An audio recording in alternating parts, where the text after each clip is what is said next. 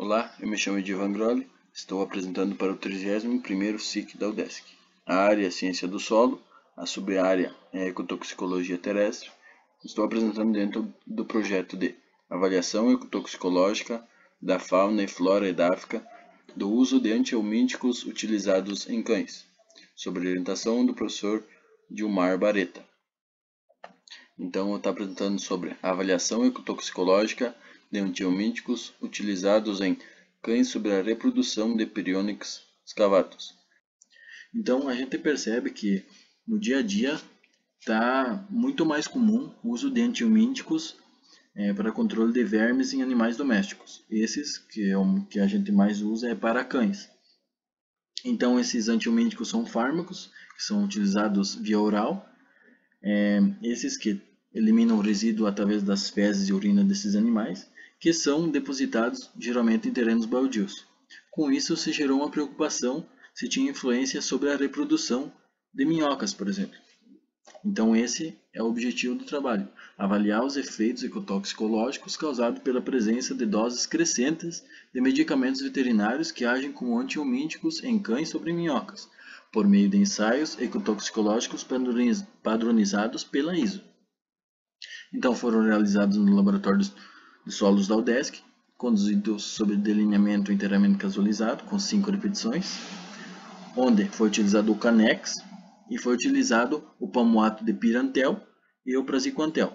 O palmoato de pirantel e o praziquantel são compostos que formam o Canex. Então, teve um que foi o Canex, que seria uma mistura de ambos, e teve um teste que foi usando um individualmente do outro. Então, a gente teve a dose de 0,5, de 1, 4, 8 e 16.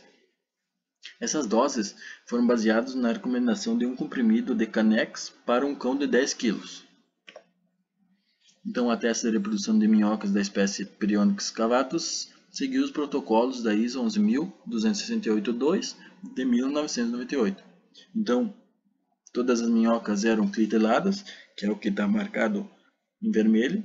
Todas elas tinham uma massa corporal de 300 a 600 mg, onde se totalizava 10 indivíduos por experimento. Esses indivíduos eram mantidos em recipientes plásticos com 500 gramas de solo e com suas respectivas doses, que é o que a gente consegue observar na imagem acima. Alimentados com 5 gramas de dejeto equino a cada 15 dias, mantido em uma sala com temperatura de 20 graus, com variação de mais 2 ou menos 2 graus. E com um fotoperíodo de 12 horas, ou seja, 12 horas de luz e 12 horas de escuro, controlado por 56 dias. Então, aos 28 dias foram contabilizados e retirados os organismos adultos, deixando os ovos e os organismos juvenis.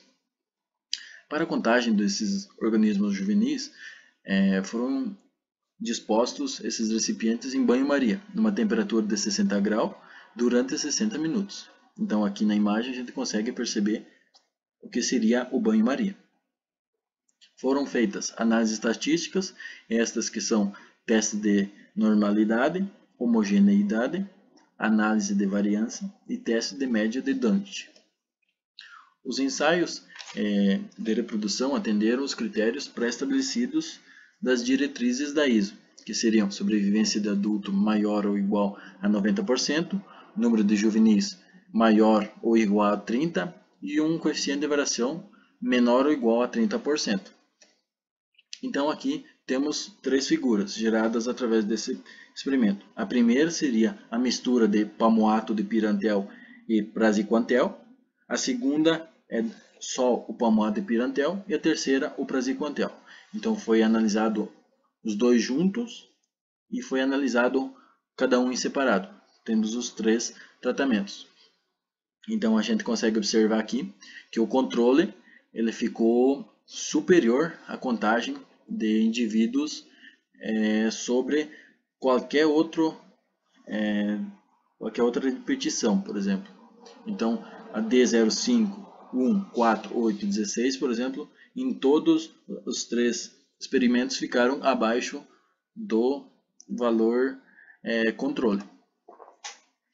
Então, os três tratamentos tiveram influência na reprodução dessas minhocas.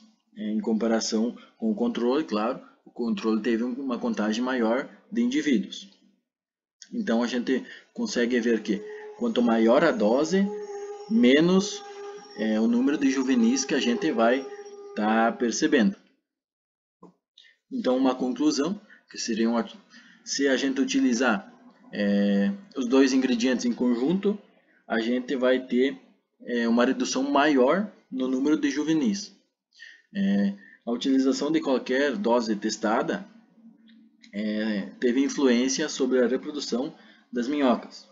Então a gente tem que tomar um cuidado grande no destino das fezes desses animais tratados, que deve ser em um local adequado para não estar interferindo diretamente na reprodução dessas minhocas. Muito obrigado.